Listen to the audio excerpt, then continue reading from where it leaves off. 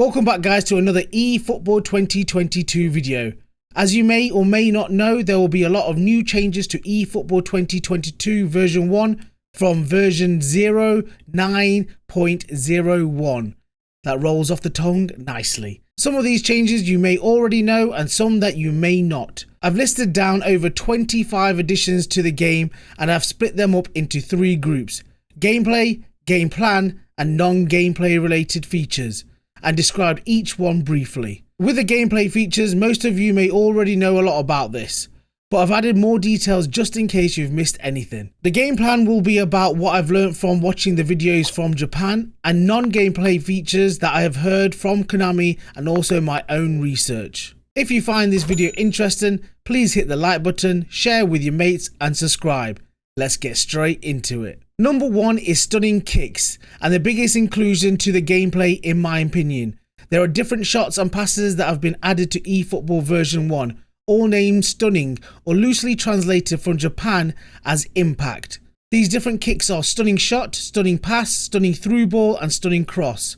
Each one is activated by using RT or R2 and has multiple trajectories. For example, stunning shot has rising or dipping trajectories, crossing has ground floor or airborne. Same goes with stunning pass and stunning through ball, as it has ground or airborne version of that pass. And these stunning kicks can be used first time instead of having to trap the ball first, which will make gameplay more varied. Number 2, fake shot or kick cancel has returned to its original buttons. Pressing any type of kick, i.e. shoot or pass, can now be cancelled by pressing square or X, and is to believe that it is not as OP as version 09.0.1.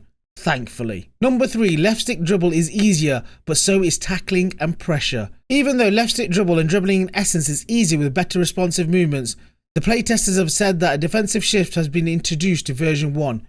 So using X or A for tackle or pressure is a lot easier than it was before, and low scoring games like in real life will be more common. However, making it easy to tackle and pressing using X or A may result in a lot of loose balls between players, which could start to become very frustrating. Hopefully there will be ways to control the tempo of the match. Number 4, second man press is back. Second man press is activated by RB or R1 and get one player to close down the opponent. Press it 3 times, it will get more players to press. Seems that com players can easily home into the player with the ball, and it looks currently very easy to win back the ball off the attacker. However, this should allow more space for the team with the ball. As you can see, a double arrow represents when a player is using teammate pressure. Number 5, proper manual right stick cursor is back. Manual change player using right stick can be selected from the closest player that you have selected instead of the ludicrous way it was done before, which was player closest to the ball. You can enable whichever way suits you best, but don't pick from the ball. The new pass and cross move. Cross and pass will allow you to get your teammate to overlap the player with the ball. Pressing R1 or RB while pressing the pass button or straight after pressing pass will move the player that just passed it around the receiving player. This will allow either you to overload your opponent on the flank or create space for an unexpected attack.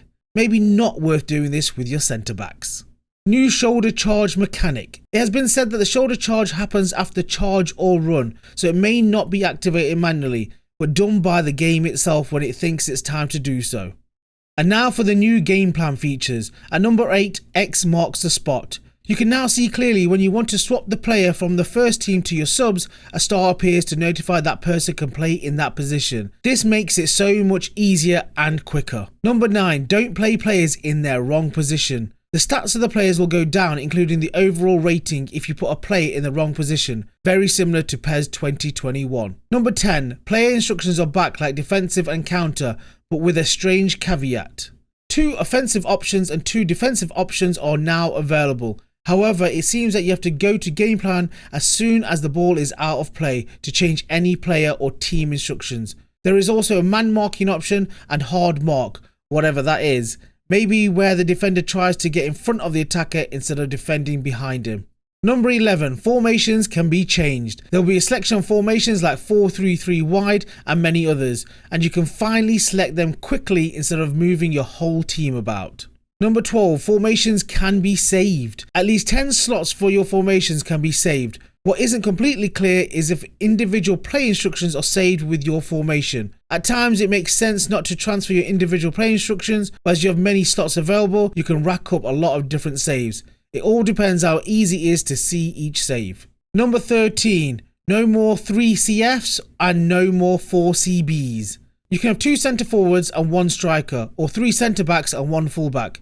If you try to add 3 centre forwards to your team, the game will automatically change 1 player to a striker. As stated, you can also have 3 centre backs and 1 fullback, which no one will ever have. Number 14. Set piece takers can be changed in Gameplan.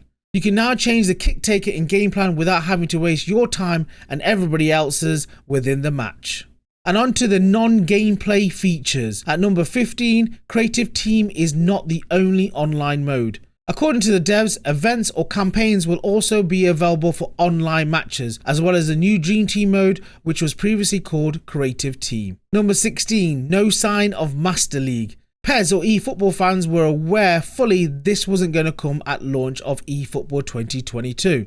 But it seems that the date has been pushed back even further, as the developers have been working on getting the gameplay fixed and to ensure Dream Team is available. Number 17, still only 5 minutes. Counting the speed of the clock in the video for eFootball version 1 on YouTube and counting the clock in eFootball 0.9.1 on my own console, it takes approximately 17 seconds to reach 5 minutes in game. This probably means that the default setting could still be 5 minutes per game in exhibition mode, which is pretty poor unless they update it of the day of release of eFootball version 1. Number 18, no playing with friends online. It doesn't seem like Konami said anything about online play with your friends or to play with your friends in co-op, which is quite disappointing. Number 19, no peer-to-peer online games. Konami have stated that online matches will be client-server architecture, meaning that hopefully online games will be smoother. The main advantage of this is that there could be less cheating and latency can be reduced if the server has a solid connection and located in a decent region. Number 20, training mode is back. A massive leap in the right direction to practice and hone your skills without the annoyance of other com or online players. Number 21, every 2 months of the season there will be an update. This one is pretty bad in my opinion, or the communication from Konami isn't correct. The Konami representatives have stated that every 2 months of the season there will be an update to fix and balance the game and maybe add some features.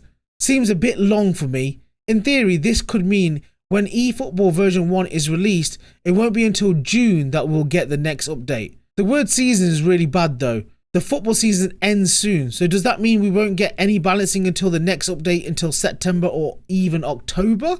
This correlates to what we have already seen from the release of eFootball 0.9.0 up to eFootball 2022 version 1. So having to wait 5 or 6 months for another update would be absolutely terrible. Number 22, finally a transfer market.